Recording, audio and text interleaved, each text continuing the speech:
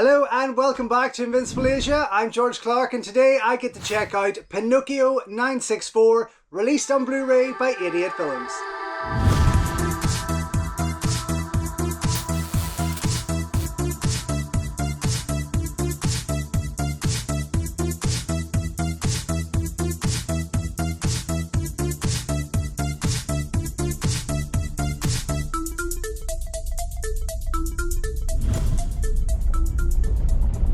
Don't forget folks, before we go any further, if you haven't already, please subscribe to the channel, like the video, ring the bell and all that jibber jabber, and thank you very much for supporting Invincible Asia. Entertainment.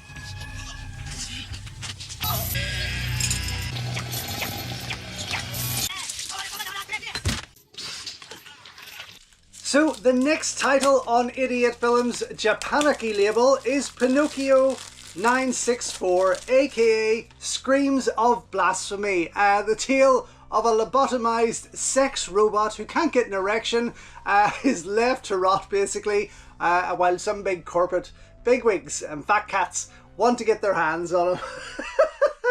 That's pretty much it in a nutshell, I do believe. Really don't know what to expect with this one. Really don't know what to expect, but I am quite excited. Directed by, if I can get the director's name here, Shozen Fukuye. He was the assistant director on Tetsu the Iron Man, one of my favourite and first Japanese movies that I'd ever seen, which blew me away. It was mental, and if it's anything like that at all, then this is going to be quite the ride, let's just say.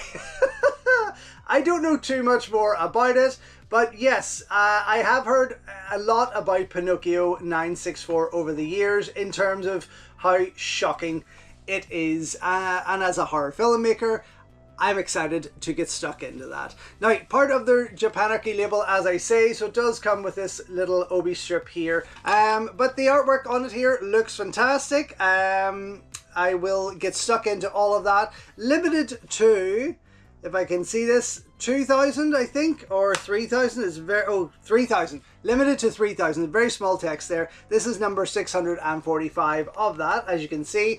So the Japanarchy titles are quite limited. I don't know if they're selling out. I don't know if they're popular enough to sell out just yet, but region B anyway, so it isn't going to be hitting the States. It is just for UK and Irish release, as you can see here. So let's see what special features come with this. We have a numbered obi slip, booklet essay by Mark Player, Blu-ray 1080p presentation in 1.33.1 aspect ratio, standard definition DVD also included. Interesting. Original 2.0 stereo audio with improved English subtitles, archive interview with director Shozen Fukuye, new interview with director Shozen Fukuye, Shozen Fukuye's short films. I can't read those out there. There's a couple on there. New introduction by Stephen Thrower, teaser trailer, original and newly commissioned artwork by Lucas Pervel. Very nice, Lucas. It looks fantastic. But yeah, that small tiny white text, maybe my eyes are just going, I didn't think they were, but maybe that small white text is sometimes very tricky to read on that gold. But yeah, this looks fantastic. Let me just slide out what is inside here. So of course, comes out with that obi strip, as I say, but when I take that away there, we get the full spread of Lucas Pervel's work. Very nice indeed. And on the other side here, the poster I more recognize this film for, which definitely has perked my interest over the years, the original Japanese piece there. But I am going to keep this new artwork in because it looks intense and slightly mental, I have to say. I have to say it looks pretty friggin' mental. So yes, it comes with the DVD version also, which is bizarre. A bizarre move, I have to say. Of course, Idiot Films used to do Blu-ray and DVD dual releases back in their early days. So to see them kind of waste money again at this stage by putting that out there is quite an odd move to do. So yeah, inside we see the double discs here. And then on the other side here, a booklet, I think here. So I will pop that out first of all. But yeah, this is pretty sweet looking. And if I just spread that completely open, you'll see the full effect of the artwork included there. Assistant director of Tetsuo the Iron Man, which I adored. I will get into this booklet while I'm talking to you. But he hasn't done too many other things that I've really noticed or watched from what I can remember. But yeah, interesting piece. Released in 1991. The cover there, that character of the Pinocchio, I guess, looks pretty terrifying in itself, I have to say. It looks quite unnerving. So I'm quite excited to see where this goes. I'm going to see if I can get my husband to watch it with me. I don't think it will be his cup of tea whatsoever, but if it disturbs him, it makes me happy. Okay, that's pretty much all there is to share with you. You've got the artwork from the booklet on the second disc there, and of course the newer stuff on the front, which is just stunning the more I look at it. Can't wait to go and watch this, which is what I'm going to go and do now. Come right back and let you know what I think. So, just back after checking out the 88 Films Blu-ray release of Japanese cyberpunk classic Pinocchio 964 that had me asking the questions, what the fuck did I just watch? Absolutely mental, experimental, yes, but very, very mental. I mean, this film is utterly wild. It's ridiculous. Sometimes you have no idea what is going on there. Art house in some respects, I guess, but definitely an experimental mental movie for sure. I ran a film festival for 15 years and I get some movies like this even today, and it just has me questioning what is going through people's minds. But saying that, thankfully there are a couple of interviews on here that will help you understand that, because I didn't.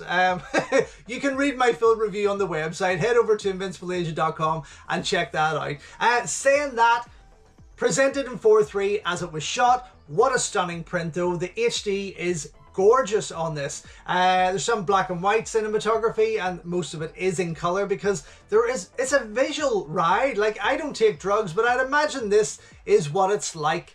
And for that alone, it is worth watching. If you kind of want a hallucinogenic visual journey that has you questioning yourself by the end of it, this is what this is all about. It does go pretty bonkers by the end of it. I guess if you like movies like Tetsuo the Iron Man or Meatball Machine as a great example, for that wildness, this is kind of going to be to your taste, I suppose. But a gorgeous, gorgeous print. Absolutely. I love Lucas's artwork here. It is stunning with the backlight of the TV. Really highlights it even more so. In terms of the extra features, then you do have the archival interview with the director, Shojin Fuku. This ran for just under 33 minutes. Very lengthy piece, but very, very informative and an interesting guy. I have to say, an interesting guy. I haven't seen a lot of his work. He's not extensive in his directorial work, but I haven't seen anything else. Then you have a new interview with him. This ran for just under 21 minutes in length. Of course, he's much older now in this interview, so there's some different thoughts coming across. There's some same points made from the older interview, but it's definitely worth checking out his recent thoughts on the project.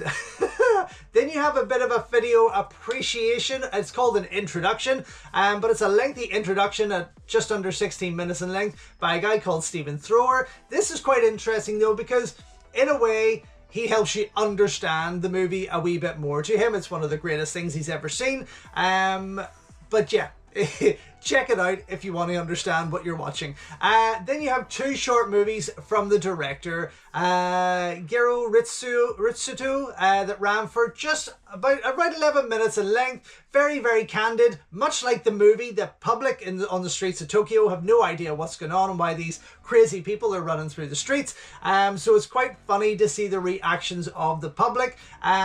But I have to say it was a short film that I really didn't appreciate. Then you have his other one, which is called Caterpillar. This ran for about 33 minutes maybe. Very, very different. It's kind of like Pinocchio in some respects. There's some elements there that you can see where he was going into the feature. But I got bored. I got very, very bored. Maybe the movie kind of took it out of me, and by the time I got into the shorts, I was like, I actually can't be bothered with this. So I got quite bored with those shorts. Then you have a trailer that runs for just under 2 minutes. It's presented in HD, very nicely done. Will definitely perk your interest for sure. But as I say, this is not a movie for everyone. I would check out the trailer before you buy it. definitely. You are going to love it or you're going to hate it. I fell into the middle because as a filmmaker and as a festival host, I've seen this thing time and time again. Perhaps back then in 1991, it was fresh and original.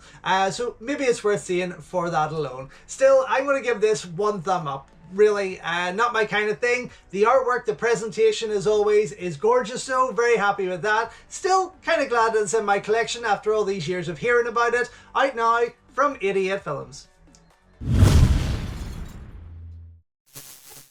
So thank you once again for watching another video here on Invincible Asia. Don't forget you can check out hundreds of others here on the channel. You can also show your continued support by heading over to my new merch store or by checking out invincibleasia.com, where you can read my full movie reviews and follow me on Instagram at InvincibleAsia. Until next time though, enjoy your Kung Fu and I will see you soon.